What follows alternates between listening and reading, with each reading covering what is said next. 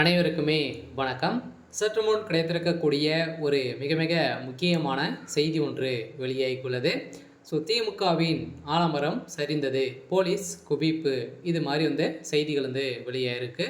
இப்போ பார்த்தீங்கன்னா திமுகவுடைய ஆலமரமாக இருக்கக்கூடியவர் தான் முதல்வர் ஸ்டாலின் அவர்கள். முதல்வர் ஸ்டாலின் அவர்கள் அதிரடியாக சமீப காலத்திலேருந்தே திமுகவுடைய தலைமையகத்தில் செயலகத்திலேருந்து பார்த்தீங்கன்னா திமுகவுக்கு நிறைய எதிர்ப்புகள் மக்களுக்கிட்ட இருந்து பார்த்தீங்கன்னா நிறைய எதிர்ப்புகள் வந்திருக்கு. எந்த எதிர்ப்புகளின் அடிப்படையில் எடப்பாடி பழனிசாமி அவர்களும் பார்த்தீங்கன்னா போட்ட பிளானின் அடிப்படையில் விசிகாவும் அதிமுகவில் இணைய போகிறதாக ஒரு தகவலும் வெளியாகிருக்கு.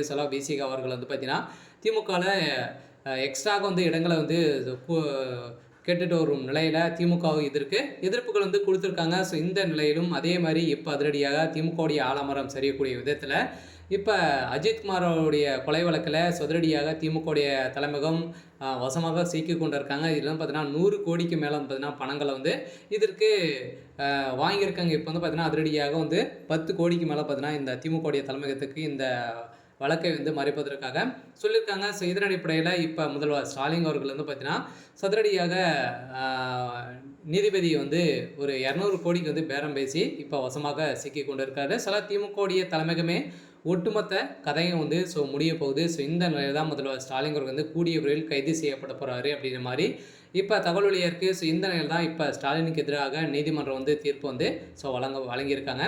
இதை பற்றி இந்த வீடியோவில் நம்ம முழுமையாக பார்க்கலாம். அதுக்கு முன்னாடி நம்ம சேனலுக்கு இப்போ தான் நீங்கள் முதல் முறையாக வந்திருக்கீங்க அப்படின்னா மறக்காமல் நம்மளுடைய சேனலை சப்ஸ்கிரைப் பண்ணி சப்போர்ட் பண்ணுங்கள்.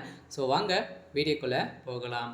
பார்த்தீங்கன்னா திமுகவுடைய ஒரு ஆலமரமாக இருக்கக்கூடியது தான் முதல்வர் ஸ்டாலின். இப்போ வருகின்ற சட்டமன்ற தேர்தலுக்காக அயராமல் பார்த்தீங்கன்னா உழைச்சிட்டு இருந்தாலுமே இப்போ திமுக பார்த்தீங்கன்னா ஆட்சிக்கு வந்ததுலேருந்தே எங்கே பார்த்தாலும் கொள்ளைகள் இது மாதிரி பார்த்தீங்கன்னா எக்கச்சக்கமான கோபாலபுரத்தை தான் பார்த்தீங்கன்னா உயர்த்தி கொண்டே இருக்காங்க. மக்களுடைய வாழ்க்கையில் எந்த ஒரு சம்பவமே நடக்கலை அப்படிங்கிற மாதிரி குற்றச்சாட்டுகள் ஏற்கனவே இருந்திருந்தாலுமே இப்போ அஜித்குமார் வழக்கில் ஏழை எளிய மக்களை தான் பார்த்தீங்கன்னா கொல்லும் விதமாக தான் திமுகவுடைய செயலகம் செயல்பட்டு வருது அப்படின்னு தான் இப்போ எங்கு சென்றாலும் திமுகவுக்கு மக்கள் அனைவருமே எதிர்ப்புகள் கொடுத்துருக்காங்க. வருகின்ற சட்டமன்ற தேர்தலில் திமுக போட்டியிடுமா அப்படின்ற ஒரு பெரிய கேள்விக்குறியாக இருக்குது. இந்த நிலையில் தான் முதல்வர் ஸ்டாலின் அவர்களுக்கு பார்த்தீங்கன்னா அதிரடியாக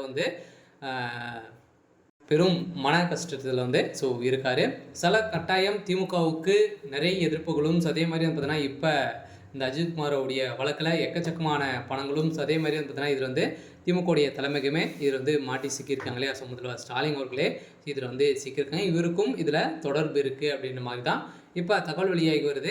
இருந்தாலுமே என்ன நடக்க போகுது அப்படின்றத வெயிட் பண்ணி பார்க்கலாம். இது மாதிரி செய்தி